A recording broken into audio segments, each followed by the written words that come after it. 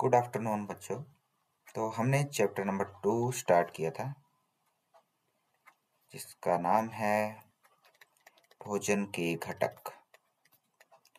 तो भोजन के घटक के बारे में हमने पढ़ा कि भोजन में क्या होते हैं, पोषक होते हैं। तो आपसे प्रश्न पूछा जाएगा कि पोषक क्या होते हैं, तो उत्तर में क्या आएगा कि भोजन के वे घटक या वे अवयव जो हमारे लिए आवश्यक होते हैं, हमारे लिए जो आवश्यक हैं उन्हें हम पोषक कहते हैं। और ये 5 प्रकार के हैं। और 5 प्रकार के कौन कौन से हैं? Number 1 carbohydrate, number 2 fat, number 3 protein, number 4 vitamins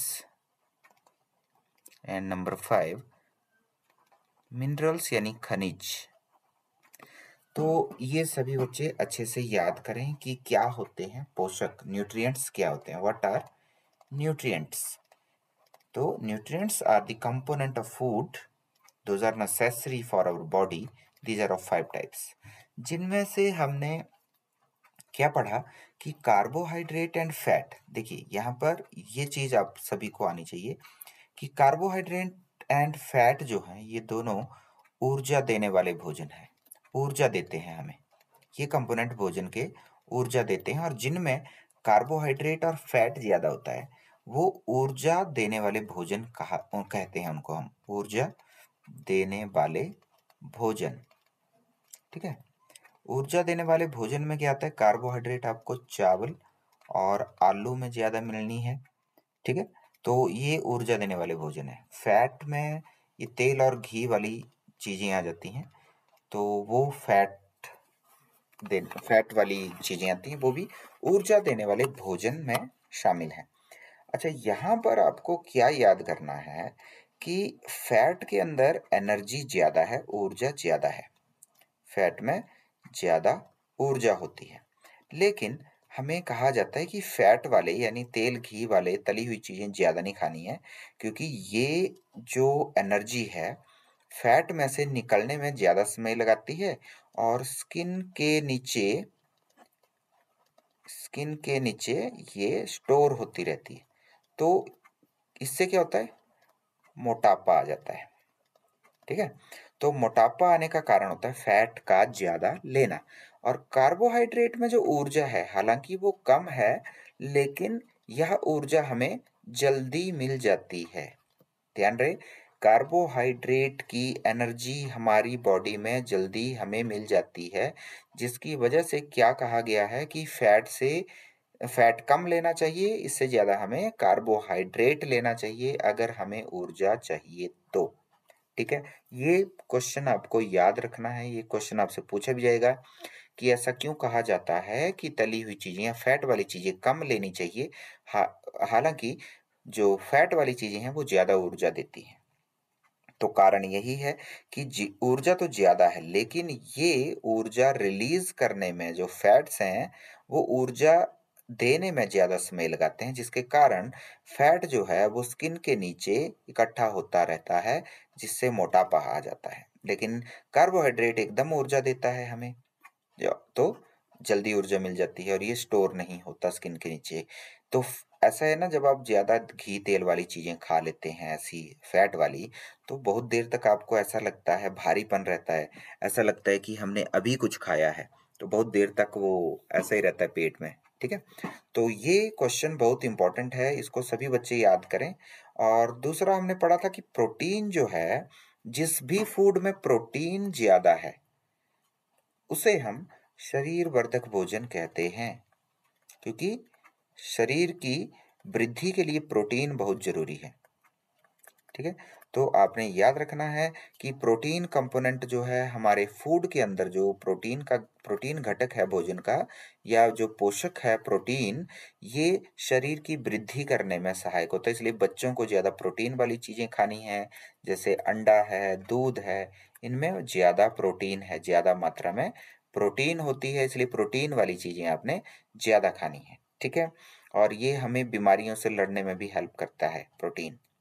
vitamin and minerals भी हमें बीमारियों से लड़ने में सहायता प्रदान करते हैं और हमारे हमारी बॉडी की प्रतिरक्षा प्रदान करते हैं, इम्यूनिटी बढ़ाते हैं, जो हमें बीमारियों से लड़ने में हेल्प करते हैं। विटामिन्स के बारे में क्वेश्चन आता है कि हाउ मेनी विटामिन्स, या कितने प्रकार की विटामिन्स आपको पता है। वो आती है हमारी vitamin A, vitamin B, vitamin C, vitamin D, vitamin E and vitamin K. ये याद होनी चाहिए 6 प्रकार की विटामिन। और एक विटामिन का समूह है विटामिन बी में, जिसे हम विटामिन बी कॉम्प्लेक्स कहते हैं, विटामिन बी कॉम्प्लेक्स।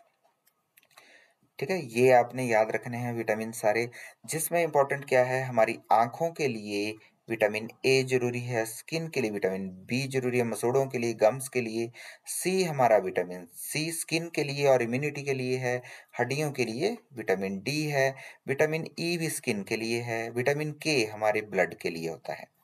ठीक है, तो इसमें ये जरूर आपने ध्यान रखना है कि विटामिन सी जो है ये खट्टे फ्रूट से मिलती है हमें।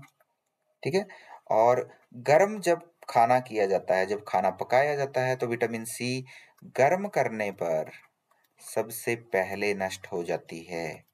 इसीलिए अगर हमें विटामिन लेनी है तो हमें खट्टे फ्रूट खाने हैं, वो भी कच्चे, गर्म नहीं करने हैं। ठीक है, धोकर खाने हैं लेकिन। और छिलकों में बहुत सारी विटामिन्स होती हैं। ठीक है, फ्रूट्स जो हम खाते हैं उनके छिलकों में होती है विटामिन बहुत सारी। तो छिलकों वाली चीजें भी खानी है, छिलके के साथ खाने वाली जो खा सकते हैं वो खानी है। हर चीज ही छिलके के साथ नहीं भी खानी है।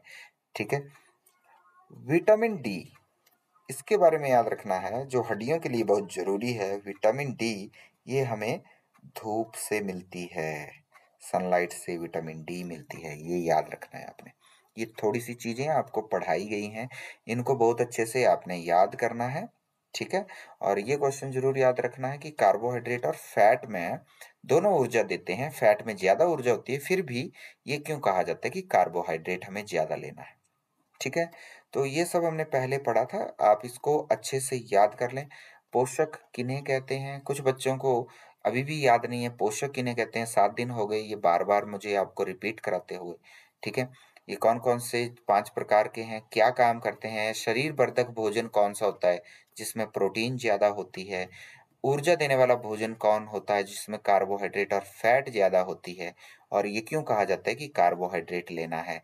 मोटापे का क्या कारण है, ज्यादा फैट वाली चीजें खाते हैं हम तो क्या होता है, मोटापा आ जाता है। ये सब चीजें आप याद करें अच्छे से, और कल जब स्कूल आएंगे तो आपको ये सारी चीजें आनी चाहिए।